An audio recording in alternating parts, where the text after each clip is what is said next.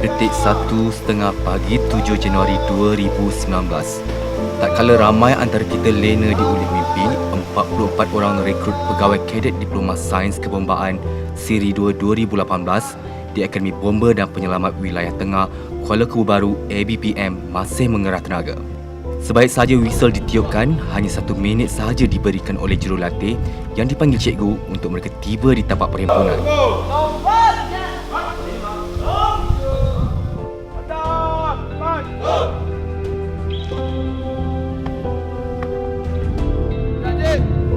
Saya fikir 1820 laku ketua khusus Diploma Sains Kebombaan Siri 2 2018.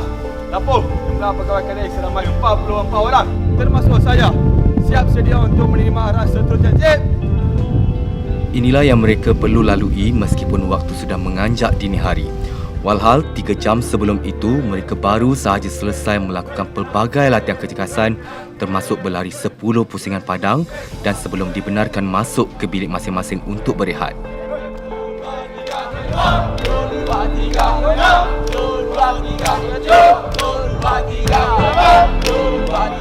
Suara tegas cikgu sudah menjadi perkara biasa memecah sunyi di awal pagi. Setiap arahan perlu dipatuhi dan diingat tanpa ada sedikit pun kesalahan. Semua yang diarahkan ada sebabnya. Stokin merah digunakan dalam kawal operasi sebab anda pakai biking boot, anda pakai boot yang panjang, tak nak melecet bulu-bulu betis awak ni. Ini stokin hitam untuk pakaian PO. Untuk rasional kepada pelatih-pelatih yang kita train selama 6 bulan ini, bagi membiasakan diri sebenarnya kepada alam pekerjaan sebenar, di mana kita akan adakan beberapa kali roll call dalam seminggu, dalam 2 ataupun 3 kali untuk pembiasaan. Sebenarnya untuk pembiasaan, sekiranya berlaku kecemasan, tidak mengira waktu dan masa akan berlaku. Pelatih-pelatih tersebut haruslah bersiap sedia setiap masa bagi menangani masalah-masalah kes-kes kecemasan yang kita tak tahu dia punya risiko sama ada tinggi ataupun rendah. Kita tiup je whistle, dia mesti turun ke bawah berbaris dengan sepantas yang mungkin bawah daripada masa 1 minit. Dia siap baris, dia punya ketua khusus akan membuat bilangan kecukupan untuk pasukan yang baris dan akan terus lapor pasukan kekuatan pada malam itu. Sekiranya tidak cukup, tak cukup pasukan pada malam tersebut, kita akan kenakan denda, kita akan bagi hukuman yang sesuai dengan kesalahan-kesalahan dilakukan, kerana itu akan mengakibatkan kesan kepada waktu keluaran masa yang telah kita tetapkan, yang ini untuk membiasakan pada kadet-kadet ataupun peserta khusus pelatih ini supaya siap sedia setiap masa dengan secepat yang mungkin untuk pergi ke kecemasan. Pada orang awam, latihan pada awal pagi ini mungkin kedengaran kurang rasional.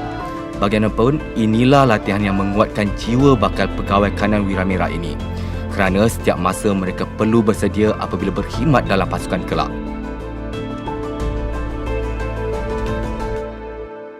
Nak jadi bomber ni bukan sebarangan orang boleh jadi bomber. Sebab special manusia je, orang istimewa je boleh masuk.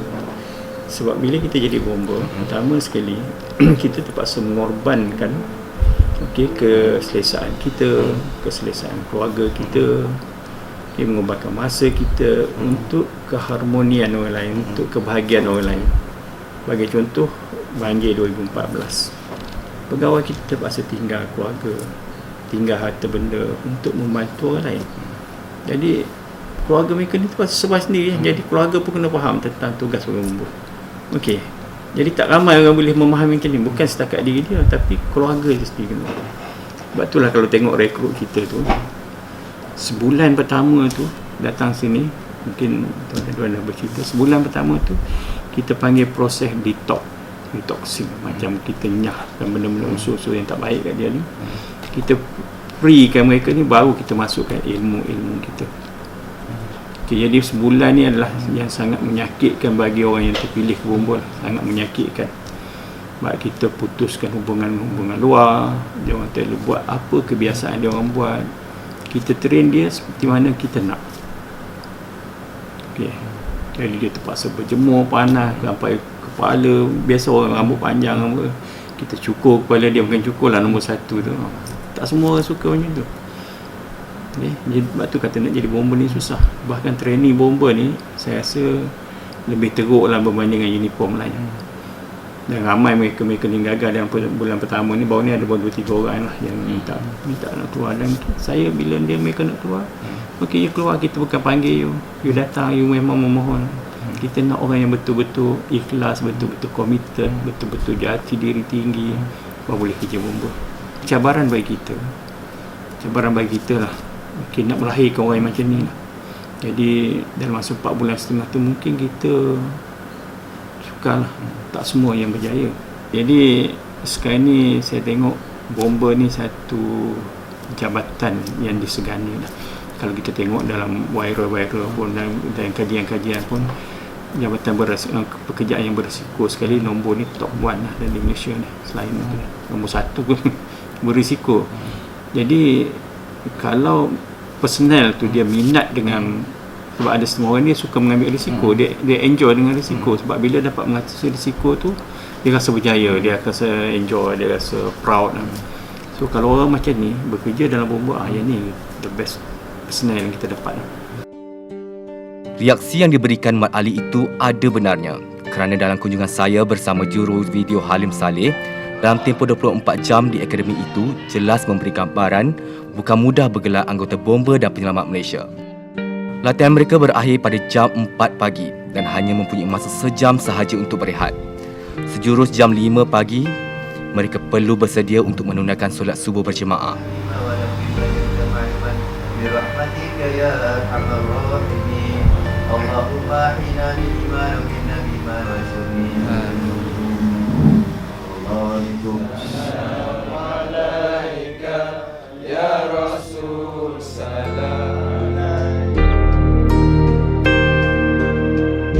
Selesai menunaikan tanggungjawab kepada Maha Pencipta, latihan kecergasan yang bermula pada jam 6.30 pagi pula perlu diteruskan, meskipun belum berehat sepenuhnya sejak malam semalam.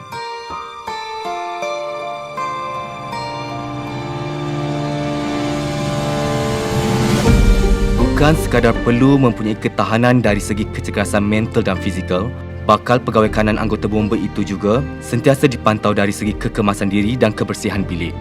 Daripada kuku sehingga janggut dan misai perlu dalam keadaan pendek ketika pemeriksaan rekrut dilakukan. Ketika pemeriksaan bilik pula, cikgu memeriksa setiap inci ruang yang digunakan rekrut. Yang pasti ia perlu dalam keadaan bersih dan mengikut standard yang ditetapkan. Aduh, ni handphone ni bagi kat saya ni. Kau ni ada lagi handphone ni. Setiap Nak bagi kotoran saya apa ni? kecil yang dijumpai Apa ni? atau apa sahaja aspek kekemasan diri yang dilihat tidak mengikut prosedur, tekan tubi berpuluh kali pasti menjadi habuan. Saya tengok. Kau turun 30.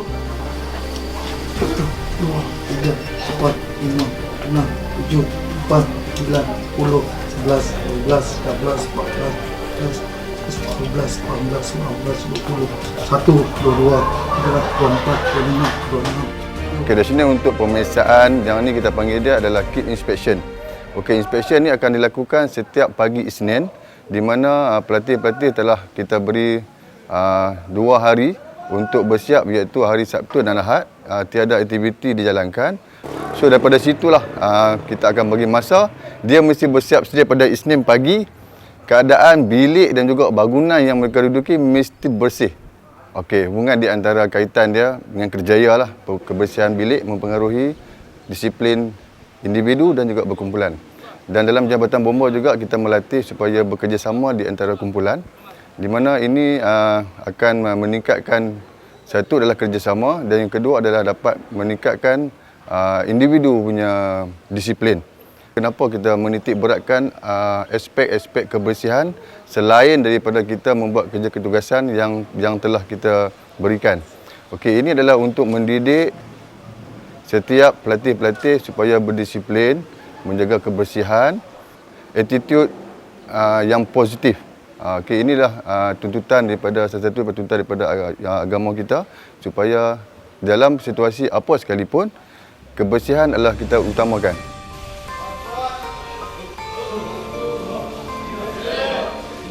Okey, ni. Di atas kau kita tu. Satu.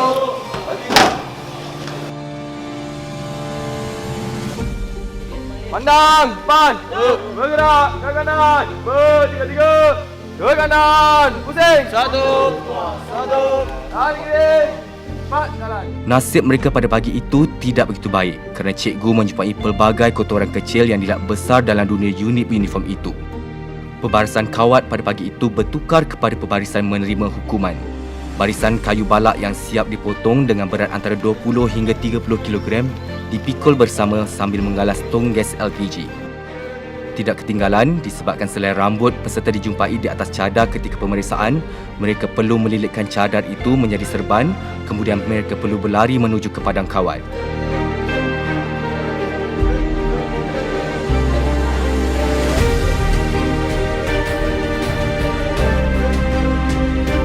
Meskipun permulaan mereka pada pagi itu dimulai dengan denda, ia tidak melunturkan semangat dan melemahkan mental peserta kerana kawat operasi yang memerlukan kecekapan dan mengendalikan alat pemadam api menanti untuk dikendalikan.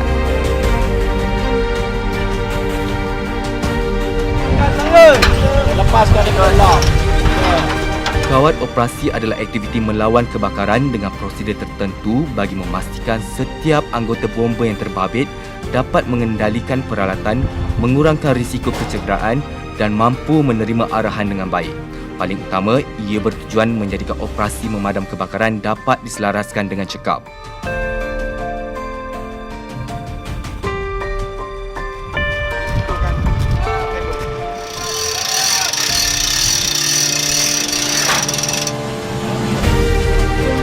Walaupun ada antara mereka yang sudah mempunyai pengalaman dalam operasi menyelamat, tetapi bukan mudah untuk mempraktikannya semasa sesi latihan kerana dari segi pergerakan, mengendalikan peralatan sehingga bait patah perkataan untuk melaporkan tugasan perlu sempurna.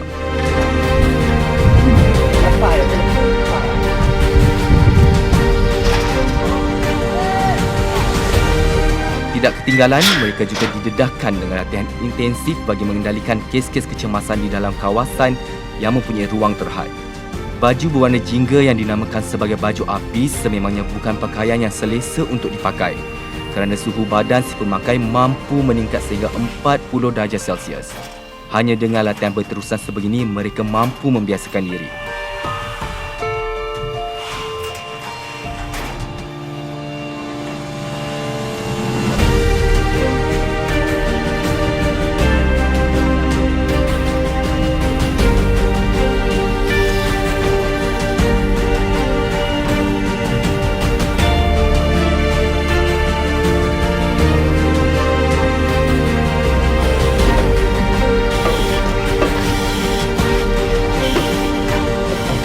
Latihan itu penting kerana setiap rekrut sama ada untuk lain-lain pangkat sehingga kenaikan pangkat sebagai pegawai kanan seperti hari ini, mereka perlu menguasainya sebelum berkhidmat dalam bidang pengkhususan masing-masing kerana kebakaran bomba bukan sekadar memadam kebakaran. Sebenarnya bomba sekarang dah terbuka macam-macam kerja. Kalau dulu pada api, potong kereta, akad ulang. Sekarang ni berbagai kerja. Dah masuk bomba ni, you pergi mana yang you minat. Kalau you minat katalah berkenaan dengan kejuruteraan, you pergi bahagian keselamatan bangunan, research plan dan sebagainya sebagai architecture. Okey, kalau you minat bahagian perundangan, you duduk bahagian perundangan, pendawaan dan sebagainya. Sebab bomba ada bahagian perundangan juga. Okay, minat bahagian forensik, pergi duduk bahagian forensik kita. Bahkan tawaran untuk melanjutkan pelajaran setinggi mungkin. Sekarang ni ada pegawai kita melanjutkan ke peringkat PhD, master dan ramai. Okey, ikut keputusan. Setiap pegawai bomba dia mesti menjalani satu latihan kita panggil latihan rekrut. Okey, rekrut ni bergantung kepada kemasukan mereka lah, sama ada kemasukan peringkat diploma, peringkat ijazah ataupun peringkat SPM, paling bawah SPM. Jadi basic 4 bulan setengah tu mereka akan didedahkan dengan ilmu-ilmu kemahiran berkaitan dengan kebombaan. Okey. Tugasan kebombaan. Okey, selepas 4 bulan setengah tu baru dia beri pengkhususan. Kalau komander operasi ni dia akan pengkhususan kepada pentadbiran, pengkhususan kepada command and control. Okey, kalau yang 4 bulan setengah tu everything dia akan buat. Maksudnya selepas 4 bulan ni ada kursus lanjutan lagi. Yes. Latihan berapa bulan tu? Dia kalau yang KB29 diploma ni dia ada 3 bulan lagi. Tambahan 3 bulan lagi. Dia ada 6 bulan 4 bulan setengah campur 2 bulan setengah, lebih kurang 6 ke 7 bulan. Okey, bergantung pada performance mereka. Kalau mereka rasa tak kompeten untuk jadi pegawai bomba, so kita akan extend lagi lah kursus dia. Tapi maksimum dia lebih kurang 6 ke 7 bulan. Jika dahulu bomba hanya dikenali sebagai unit uniform untuk memadamkan api, kini tugas mereka lebih kompleks untuk berkhidmat kepada masyarakat. Disebabkan itu, kepelbagaian latar belakang pendidikan atau pengalaman kerjaya membantu meningkatkan prestasi pasukan bomba dan penyelamat negara. Dalam liputan ini juga, saya berkesempatan menemui peserta yang mempunyai latar belakang pendidikan dalam kejururawatan dan kini beliau salah seorang yang masih baru dalam rekrut pegawai kadet Diploma Sains Kebombaan Siri 2 2018 di akademi ini. Saya menyertai Jabatan Bomba dan Penyelamat disebabkan saya mempunyai pengalaman dalam kejururawatan dalam membantu masa-masa yang dalam kemalangan, yang dalam bencana. Saya akan membantu mereka dengan seikhlas hati. Dan saya mempunyai pengalaman dan saya akan meningkatkan pengalaman saya di Jabatan Bomba dan Penyelamat. Apabila saya berjauhan dengan anak, perkara yang saya paling rindui adalah suara anak saya, suara gelak ketawa mereka. Lepas tu, apa yang saya buat, mereka akan turut sekali buat dengan saya. Apabila semayang, dia akan semayang sekali. Apabila mengaji, dia akan solat, dia akan mengaji, membaca Al-Quran sekali dengan saya. Apabila makan, dan pendek kata, apa yang saya buat, mereka akan buat. Sekiranya saya terkorban dalam operasi menyelamat, apa yang saya harapkan daripada anak-anak saya ialah mereka mesti belajar bersungguh-sungguh dan menghargai pengorbanan saya selama ini demi family saya dan anak-anak saya. Saya juga difahamkan apabila seorang penyelamat mengorbankan diri mereka untuk menyelamatkan orang lain, dan mereka akan tergolong dalam golongan-golongan yang syahid. Saya juga mengharapkan anak-anak saya akan mengikuti jejak langkah saya dan berjaya membantu rakyat dan negara dalam misi menyelamatkan. Walaupun anggota bomba lebih didominasi oleh lelaki, tetapi wanita turut menyertai latihan lasak Wira Merah ini. Bagi Aziz, anak kaya 23 tahun, minat untuk menyertai pasukan bomba dan penyelamat sudah ada sejak di bangku sekolah lagi. Meskipun terpaksa berjauhan dengan keluarga yang menetap di Sarawak, namun ia bukan menjadi penghalang kepadanya untuk mencapai cita-citanya sebagai warga dalam pasukan bomba dan penyelamat Malaysia. Saya berminat untuk menyertai pasukan bomba dan penyelamat sebab saya seorang yang suka akan cabaran, dan apa yang kita tahu sekarang ni, bomba dan penyelamat walaupun berisiko tinggi tapi cabaran dia sangat hebat. Dalam masa yang sama, itu ialah tugasan yang mulia. Saya berminat untuk menjadi seorang bomba ialah sejak saya sekolah menengah. Sebab saya merupakan seorang kadet bomba dan saya telah belajar asas, dan sekarang saya mempunyai rezeki untuk masuk pasukan bomba dan penyelamat, dan saya berasa bangga dengan diri saya. Kepada wanita dekat luar sana, seperti yang kita tahu, untuk menyertai pasukan bomba dan penyelamat ni sangat sukar, tetapi dia bukan untuk golongan lelaki saja, wanita pun boleh. Wanita harus berani, wanita harus bersemangat, dan wanita juga boleh buat apa yang lelaki buat. Cabaran utama saya dekat sini ialah saya berjauhan dengan family sebab saya berasal daripada Sarawak. Bila kita berjauhan dengan family, kita akan merindui setiap masa yang kita luangkan bersama family.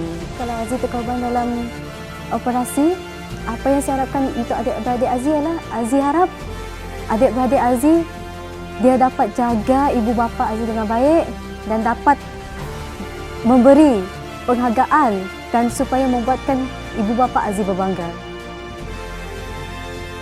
Melihat sendiri kesungguhan mereka berlatih, ternyata untuk melahirkan seorang anggota bomba dan penyelamat bukanlah perkara yang mudah. Bangkit dan melelapkan mata tidak tahu bila detiknya. Sedih di hati harus disimpan. Malah rindu berjauhan bersama tersayang dipendam sedalam-dalamnya. Tidak pernah diminta untuk ditirau sebagai pejuang, tetapi jika cincin tersangkut di jari, rumah terbakar, lemas di air, ular melingkar di rumah sehinggakan ada kes pergolakan rumah tangga, anggota bomba bermain di fikiran masyarakat. Bukan ingin bernostalgia kepada Wira Merah yang gugur, tetapi merekalah wira detik siap siaga yang tidak dapat dinafikan paling dekat dengan masyarakat. Al-Fatihah kepada wira yang gugur ketika berkhidmat. A'udzu billahi minasyaitonir rajim. Bismillahirrahmanirrahim. Alhamdulillahi rabbil alamin. Ar-Rahmanir Rahim. Maliki yaumiddin. Iyyaka na'budu wa iyyaka nasta'in. Ihdinas siratal mustaqim. Siratal ladzina an'amta 'alaihim